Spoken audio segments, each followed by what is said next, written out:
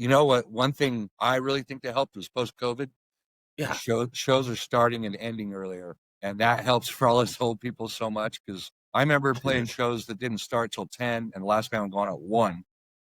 And now most shows are over earlier, and I know I sound old, but everybody appreciates it. And we are. And we are. I'm.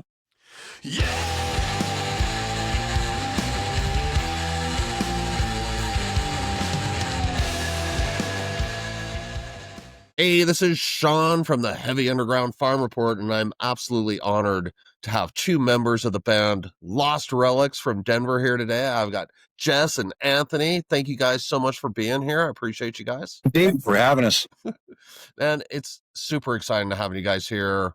We're putting on this show next April, everybody. HUFR Fest. Zeth Padula from Lunasol and I were chatting one night. Probably I smoked a few too many joints and maybe had an extra beer, but we were like, let's put on a show. I got an idea. Hear me out. And so you guys are like the headliners for our Friday night show. And I am like beyond honored to have you guys play at the show and get to talk to you. And but really quick, a lot of people might not be familiar with Lost Relics outside the Denver area. So why don't you guys give me a rundown on the history of the band? And I know you're going through some changes, so I'm just going to turn it over to you guys for a bit. I'll try and make a Cliff Notes version. Started Lost Relics in about 2019. Full EPs, actually 3. And just been playing a lot around town all those years. Opened up for some good national acts. Started getting good traction. And last year, our original bass player decided to move on to Phoenix. So yeah, we'd all known Anthony forever around the scene.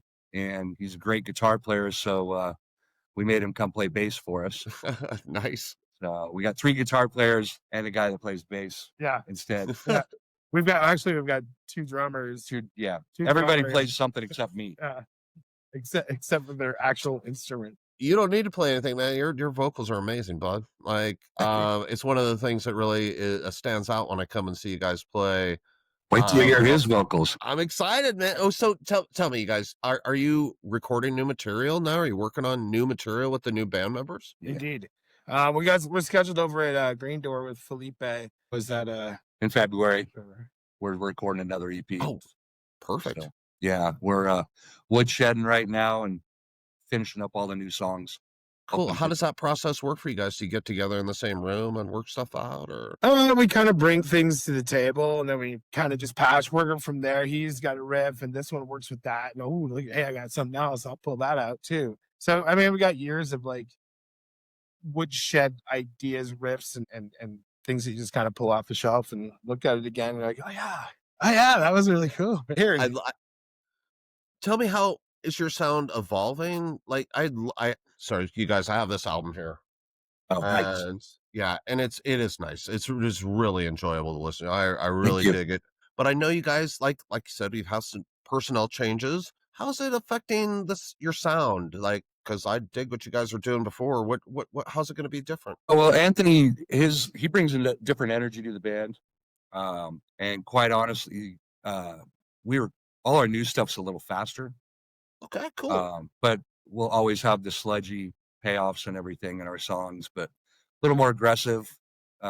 Still the same feel, just when you add a new member, you kind of all gel a little bit differently. It's progressing with that.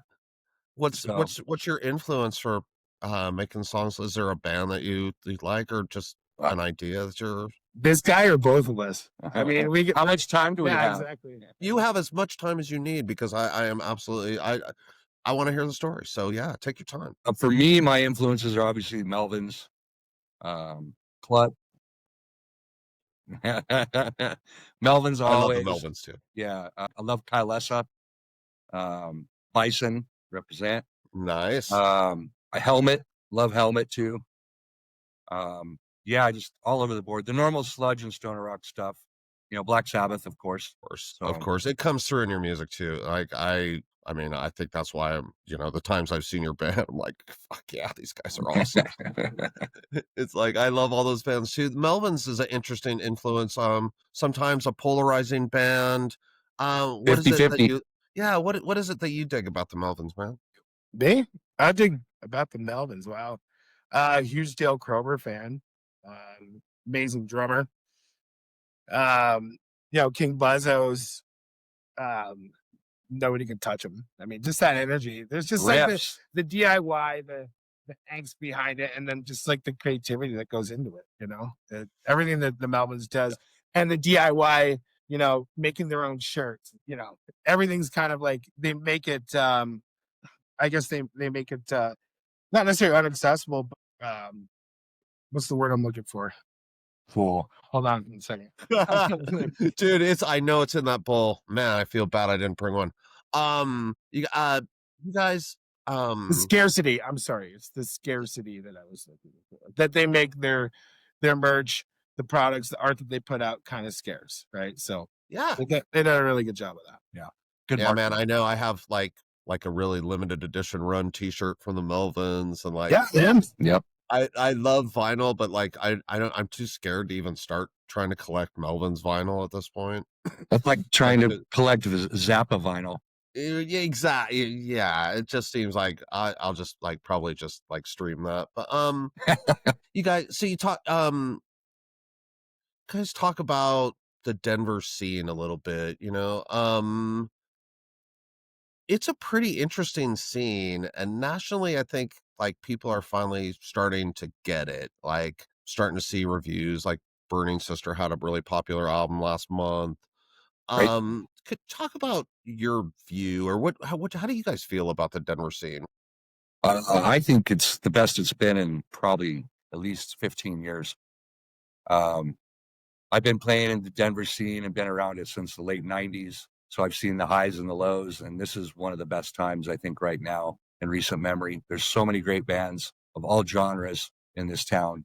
I mean, everybody brings their A game and pushes everybody too. We all support each other. There's no assholes in this scene. They get run out real quick. And yeah, it makes playing here great because everybody's great. Everybody gets along, a lot of different styles, and we all love playing together. We do. It's fun going to your shows because you guys are drawing people, and there's do you think that the people are finally coming back after COVID? Do you feel? Oh yeah. Oh yeah, big time. Like it's bigger here because I talked to somebody in Grand Rapids, Michigan, and Hippie Death Cult stopped there, and they said it was a Monday night, which I know is rough, but they played in front of like 5 people. Like I can't even imagine going to any show in Denver and only having 5 people there. Like that doesn't seem I've to played happen them here any often. Well, I know they've happened in the past, but it seems to be happening less and less, right? Oh, absolutely. Yeah, indeed. Yeah. I think what one thing I really think that helped was post-COVID. Yeah, shows are starting and ending earlier, and that helps for all us old people so much. Because I remember playing shows that didn't start till 10, and the last band going at 1. And now most shows are over earlier, and I know I sound old, but everybody appreciates it. And we are.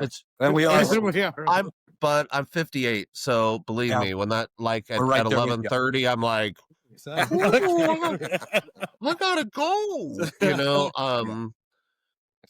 Do you think it's just age driven? Do you think there's other factors? I noticed that. Oh yeah, absolutely. I think you've been here your whole life, yeah. Yeah, I grew up here I was kind of more in the punk rock side of things. Yeah, me too. I grew up in the punk rock scene.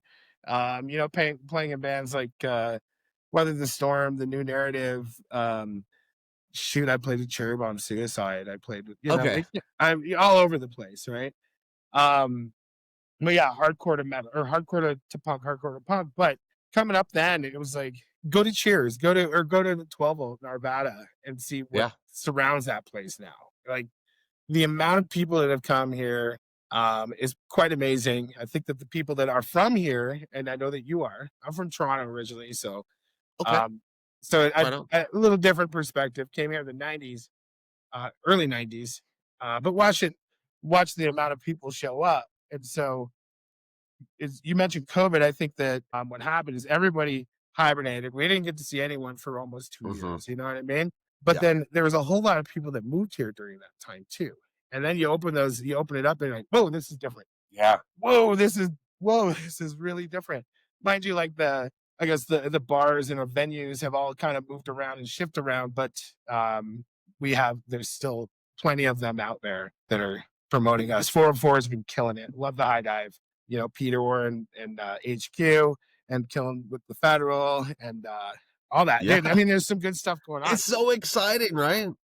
Yeah, it was crazy. Right when we played, Lost Relics played a big show, all local show at the High Dive, right when they opened it back up, and it sold out, and it was packed. People were so ready to go back out, and it really hasn't seemed to taper off since. And again, it goes back to having really great bands. You know, it's enjoyable to go out. Everybody's cool. It's just a good time. Yeah, be I around. think, a lot of scenes went through obviously the same thing that we did. They did not survive in the same way. I talked to bands in Portland and they're having problems with clubs closing in Seattle. And so these are like spots that you wouldn't expect that to happen. I know San Diego, Las Vegas has lost some clubs. But yeah, there's something different about Denver, and I have been unable to like put my finger on it. But you guys are like actually in the scene. Do you think it's the fact that we have good venues? I know like we have great talent buyers and promoters in the city too. Do you think there's one particular thing that stands out to you that makes our scene a little bit different? Incubated. That's what I've always said. Yeah, we're incubated. There's no one else, no big cities around. You know, it's whoever's here is here, and everybody has their own sound and does their own thing. And I think that really sets us apart. And we've heard that from touring bands that come through and they say, you know, that it's a little different here than say, you know, some of the East and West Coast areas. But I think that isolation makes it different. Yeah, I would agree. It's definitely an island.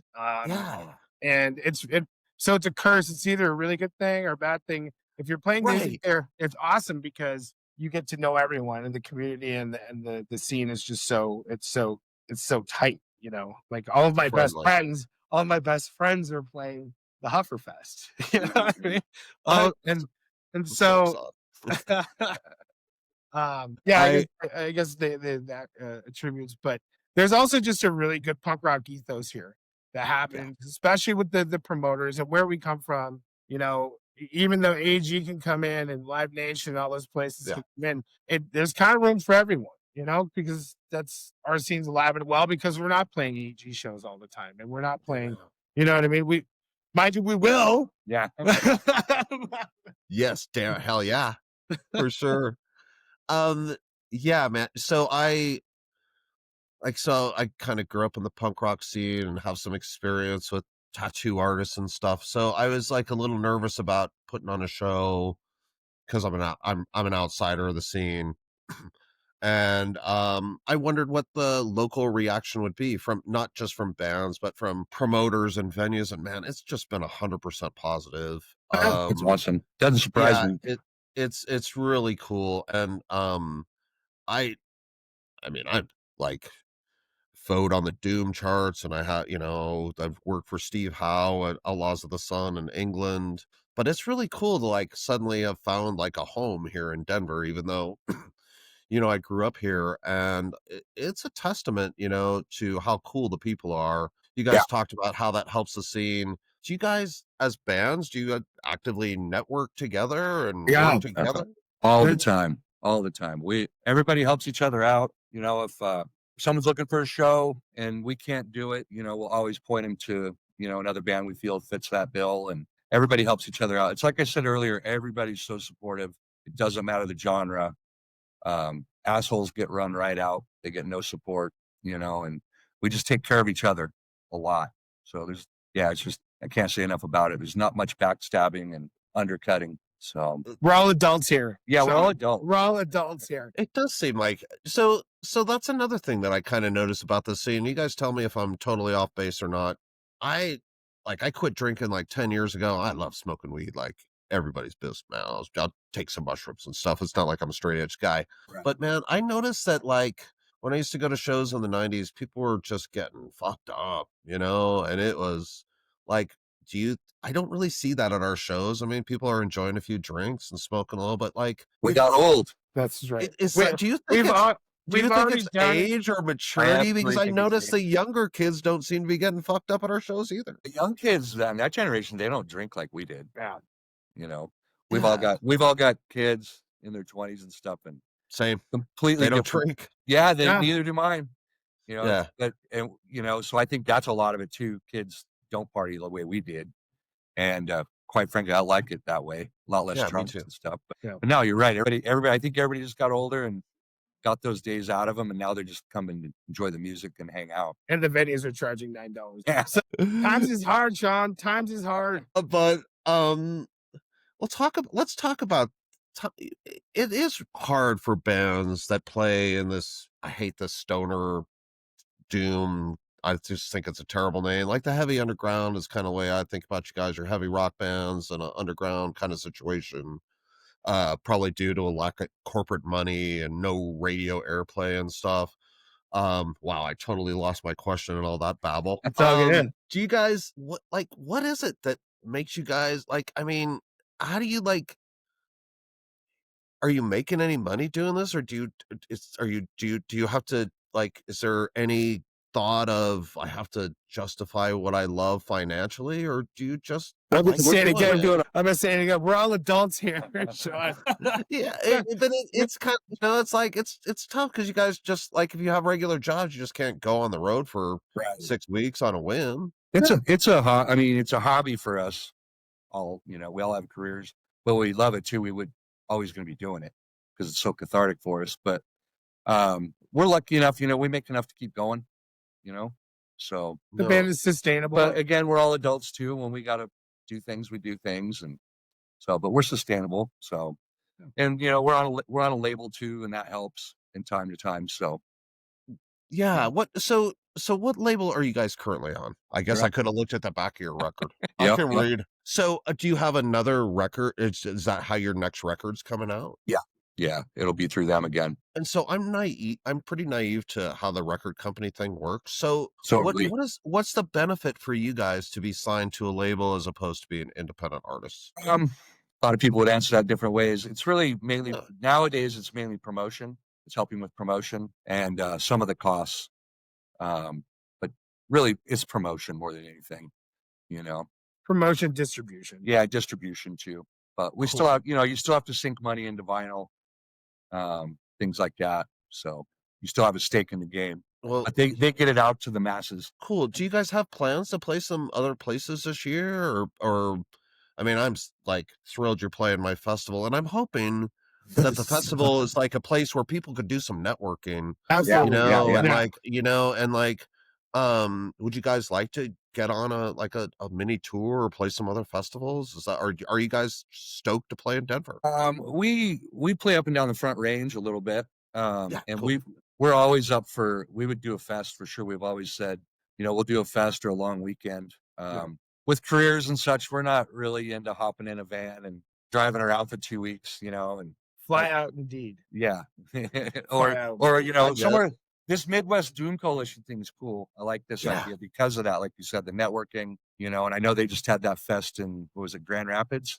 Yeah. Yeah. So the Jason Doom put on that. Jason Doom, a friend of mine who lives in Grand Rapids, Michigan, put on the Grand Rapids Doom Fest. And it was so like Jason and I talk offline all the time. And I told him about Cobra Noid. I'll take a little credit for that one, but I told him about Cobra Noid and he was like, I'll check these guys out. And like, he called me the next day and he's like, what the fuck is happening in Denver? And I was like, dude, there's all kinds of good bands here. And I'm,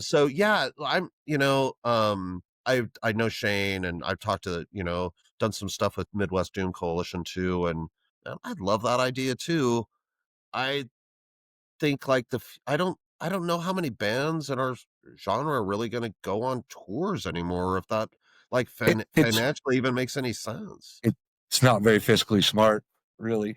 I mean, the only way you do it is everybody knows is you got to keep touring. You just got to tour. So they keep remembering you when you come through. So maybe we'll like change the paradigm and we'll do some things like have these mini festivals and stuff. And that's what we're that's exactly what we're always willing to do something like that. That's a blast. That's what I was saying. If more of these pop up, sign us up. But yeah, we spent, I think last year we had a show every single month. So that was just like Jess, filling it up in the first like 3 or 4 weeks of January. It's like, okay, well, I guess we're not going anywhere. But we did get to play What's Left. I appreciate it because I got to see you guys several times, so it worked for me. Yeah. We got to play What's Left Fest, some super rad bands that went down there, like Berated, Clusterfucks, and you were in the punk rock scene, so Yeah. You want that punk rock royalty there. Let's see, Roac play. I mean, it was super good. Did you go to that one? No, man. I work at this dispensary up in Broomfield, and like I like Saturday nights are like I'm at work, man. I got the Bummer. people in Colorado need weed real bad. Apparently, I'm like, could we hire some young guy to close the store on Saturday nights, please? I'm like, I gotta get to bed at 9 o'clock. I mean, I need to go see some shows. So, Yeah, man. no, Yeah. man, I missed your last show because you guys are played on a Saturday. It sucks. You guys played in Colorado Springs too, right? We did. That's where. Yeah. Well, that's felt. Yeah. No, I was fucking super disappointed I missed that. So, no, that's my personal challenge I'm working on.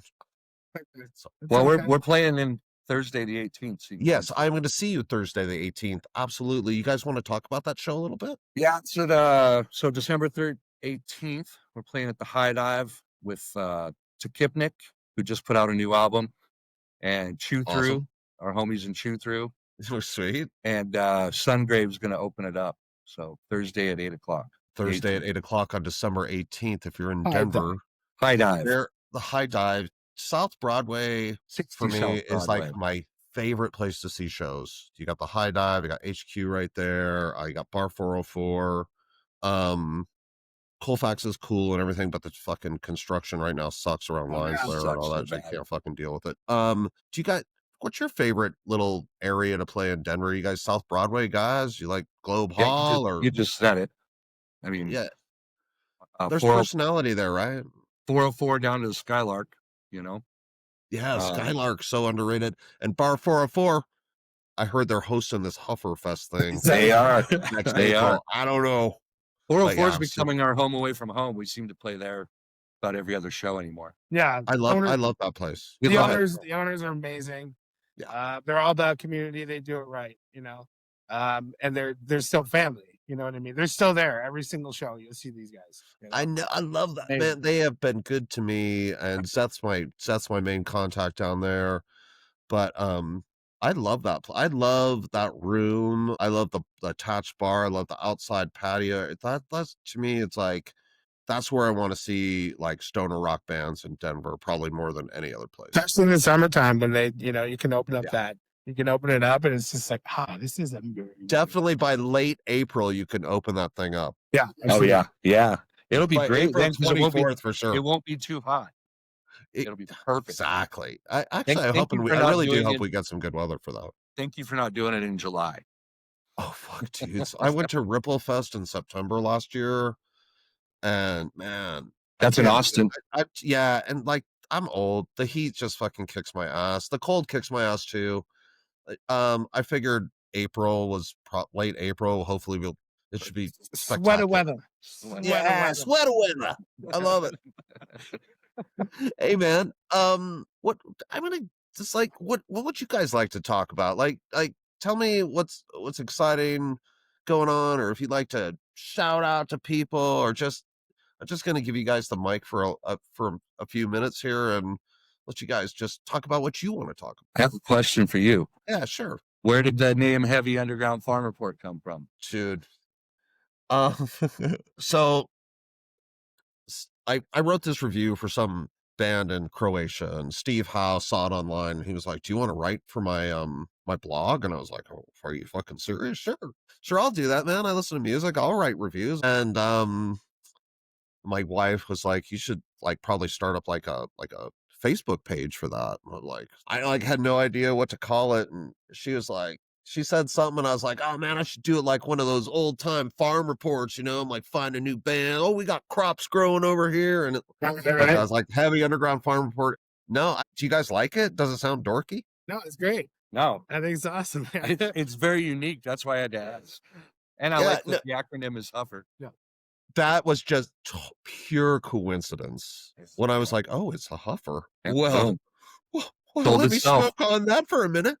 But yeah, man, that like, I don't know, like let's talk about like smoking weed for just a second. Like I love smoking weed, but I don't really, and like people call this genre stoner rock, but I don't know. Most of the guys I know playing in bands, like about half the guys don't even smoke weed. No. Do you think weed is kind of an overused trope in this music?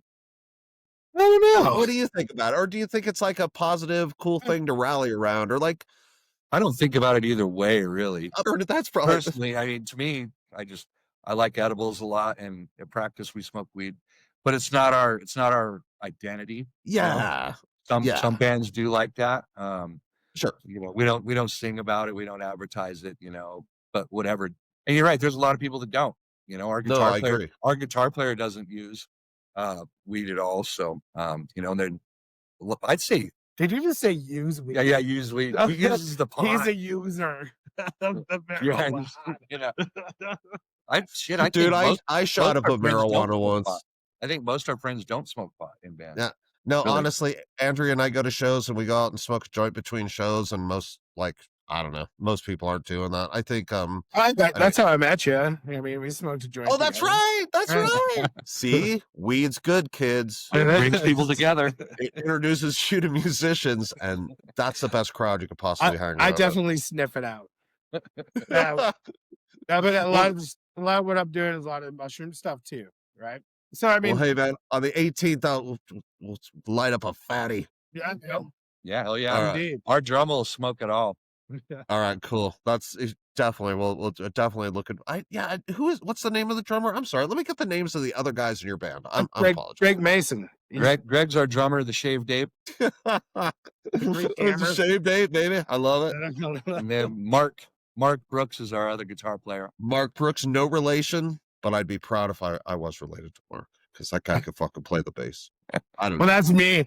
That's me. Oh, That's yeah. the bass That guy player. can play the fucking guitar. That's what I meant. Yeah. Well, right on, fellas. Hey, man, I really appreciate you guys taking the time to do this. I can't tell you how absolutely honored and indebted I am to you guys for playing HUFR FEST.